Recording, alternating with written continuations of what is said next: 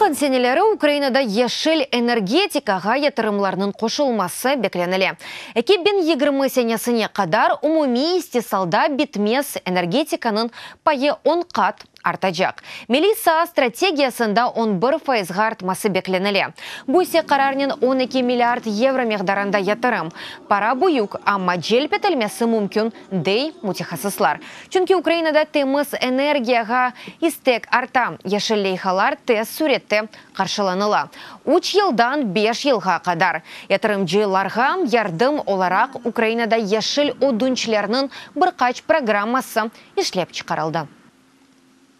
Украина має сьогодні Авропадагы эң yüksek ешіл тарифы бүгін Украинададыр. Кануниятте белгіленген. Bundan da gayrı yatırımcılar için odunç programmaları çalışmakta. Olarda Angi Ukrayn ya da halkara şirketi 30'ını 70'ke şartlarında iştirak edebilir.